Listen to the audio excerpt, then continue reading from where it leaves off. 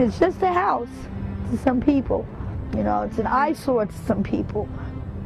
But a lot came through here. It had this 6-story tower with a balcony. You could see Manhattan from it. As a kid, it looked like you could see the world. It's a 360-degree view of the city. You just walk around it, and it's just fabulous. There was a big playroom for the children with like a little stage, and that had been, you know, a big nursery for playing up there, which is a typical thing of the period. It was one of the first houses with an elevator in it. It was just the biggest, pushiest house in Newark.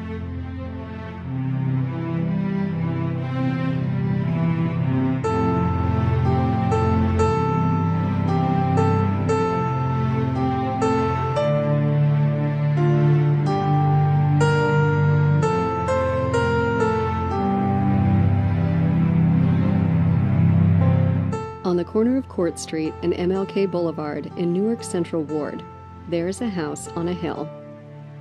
For over a century, it served as a symbol of arrival for a succession of remarkable residents. Today, it has been vacant for decades. Outside, the windows are boarded up, the property surrounded by chain link and razor wire. Inside, plaster dust covers the floor. Sunlight streams in through cracks in the brick, and rain floods the basement. But the story is written in its walls, thick layers of history that peel back to reveal the smooth stonework of a preservation project halted before its time. Tatters of wallpaper hung by Newark's first African-American millionaires.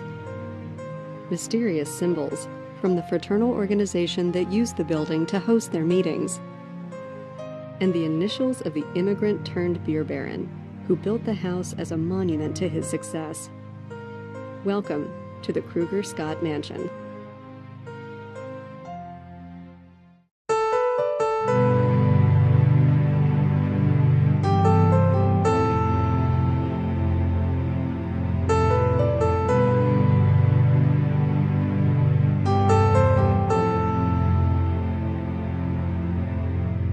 That the mansion stands at all today is due in large part to a major restoration project mounted by the city of Newark in the mid-1990s. Plans were drawn up to turn the mansion into an African-American cultural center.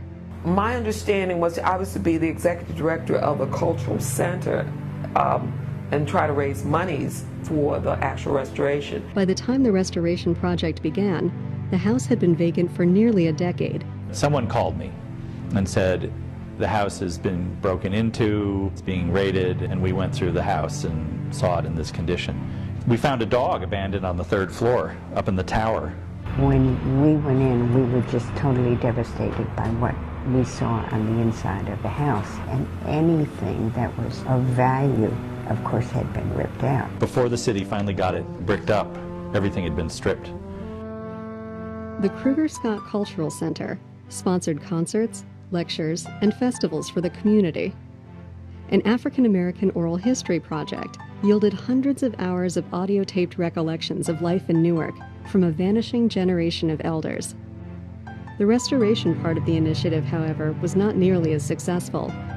A new building gets built from the ground up. A restoration, whether it is a historic kind or a normal restoration of any kind of building, you have to start it from the top bottom. The exterior envelope has been saved. That those boards are up to protect all the windows and what have you. New roof, all new chimneys. These things were critical. The phase 1 was supposed to restore the roof, which we did, which was completed. And the phase 2 was to restore, as I will call it, a shell of the building. And that work was carried out to the 85% level. And then the money ran out. Strict historical preservation guidelines, coupled with the deteriorated state of the building, resulted in cost overruns and interminable delays.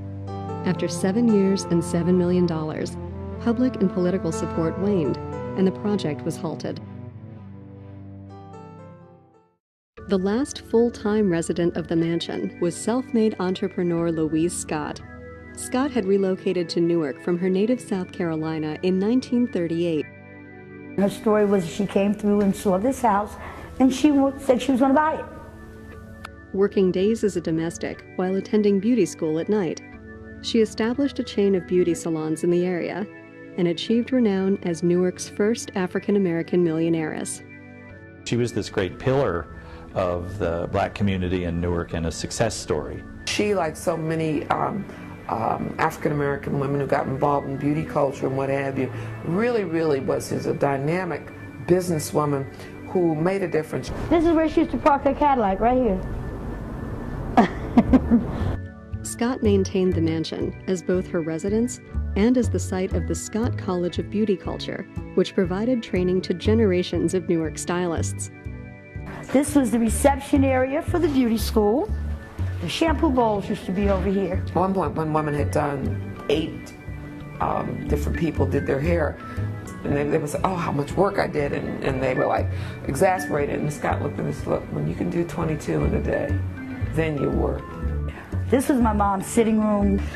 There used to be a brass dome. Hardworking and civic-minded, she rechristened the mansion the Scott Cultural and Civic Center and used the house to host a variety of civic and church events.